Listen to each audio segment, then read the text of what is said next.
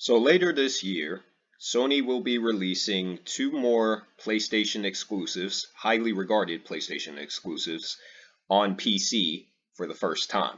We have 2015's Until Dawn, which is receiving a remaster. That's coming out on PC for the very first time. And we have God of War Ragnarok, 2022's God of War Ragnarok, which is also coming out on PC for the first time in late September. So there's been a controversy with these announcements that these games are only going to be playable as long as you have a PlayStation Network account. And there's a disclaimer on both pages for this. You need a PlayStation Network account and agree to the PlayStation Terms of Service and a user agreement in order to play these games on PC. Now the question is, why? Why is Sony doing this? And when did they start doing this? Well, it's a good question, and so I will explain. Now this PlayStation Network requirement started with Helldivers 2. What Sony did with Helldivers 2, what they tried to do, what they did is they tried to force a PlayStation Network only requirement for anyone who had Helldivers 2 who already bought the game, and anyone who hadn't bought the game at that point. They were going to force people to sign up for their service in order to, have access to the game. Well, that didn't go over so well. Helldivers 2, that decision basically tanked the reviews, and this, at a point in time, very briefly, was very negative. It was mostly negative. Their reviews for this game on Steam were in the red. And it was to the point where people were choosing to not support the game anymore. Their player retention for this game was dropping rapidly.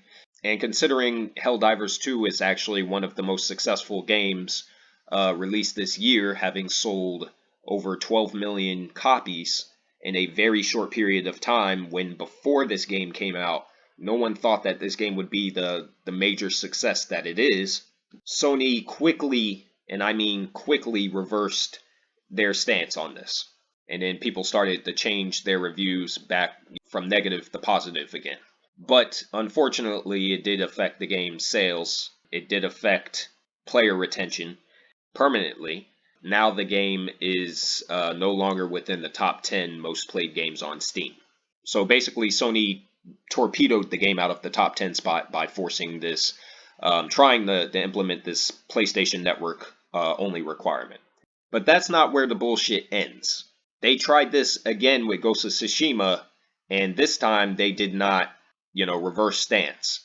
There is a PlayStation Network account requirement, not for the base game. Like, you can play the base game without a PlayStation Network requirement.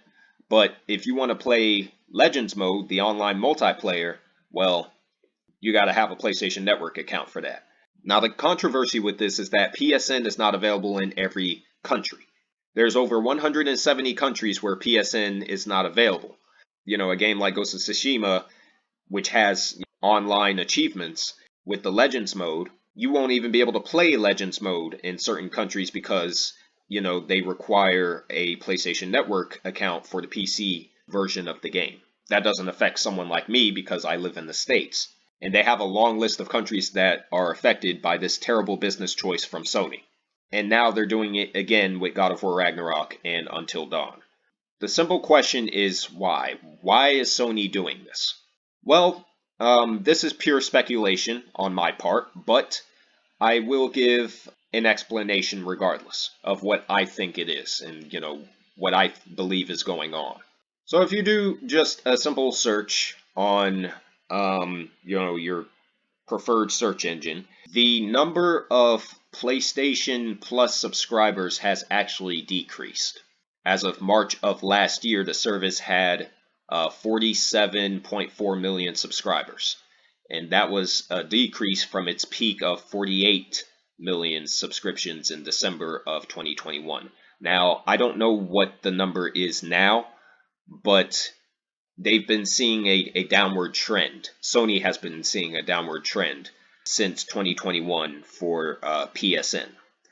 What they're doing, part of the reason that Sony is releasing all of their exclusives on PC is because they're trying to grow the PlayStation ecosystem. They recognize that PC is the biggest and most played gaming platform in the industry, and it would only benefit them by, growing their ecosystem yet again, even at the expense of potentially losing console sales, which, they could make up for that by all of the sales they would make for these games on PC. They're trying to make more money through the PC platform. Part of that, though, is also trying to get people to subscribe to their subscription service, which is PSN. It's classic business marketing. If you put something in someone's face, and if the person wants the product that badly, then they're going to be forced to sign up for PSN. And if you sign up for PSN, it's more likely that you're going to end up spending money somewhere. So I believe that's the mentality that they have. Will it actually work? I don't know. Thus far, from the online reaction, this has not been a positive decision on Sony, and it appears to be a very ignorant decision on their behalf. But there is a method to the madness that Sony is displaying from a business perspective. Again, I don't know if this is actually going to work, but I believe that's what their intention is. So not only do they want to grow the PlayStation ecosystem, similar to what Microsoft has done with the Xbox, because now Xbox is not just a console brand. Xbox is, a gaming brand in general, regardless of where people access the games from, be it on console or PC. With PlayStation, Sony is starting to do the same thing. They're taking the PC audience seriously for the first time in the company's history, in the history of the brand. And they've had a lot of success releasing their games on PC. I think the game that has sold the least and that has the lowest player retention is Returnal.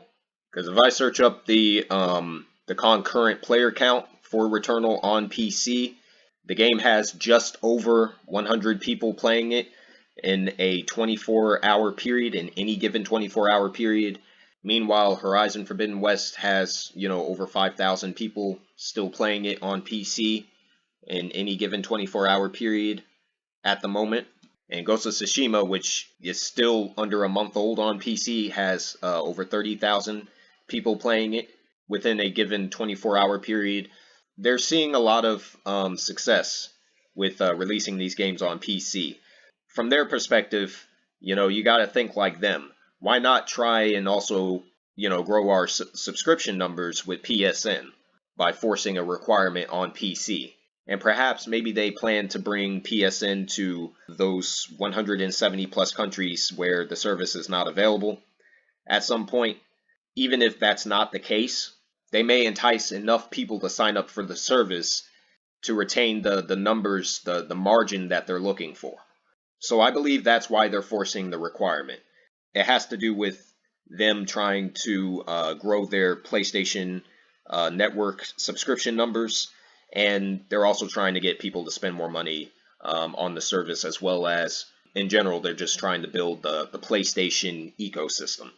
They just got 2 new CEOs, and now they're known as PlayStation Studios. So it's an official brand that they're trying to build and grow. I believe that's what's going on. For anyone who thinks that it could be something different, you can feel free to post a comment. But I would advise anyone who has an interest in buying any of these games on PC to start paying close attention to the fine details, because they are starting to force that PSN requirement.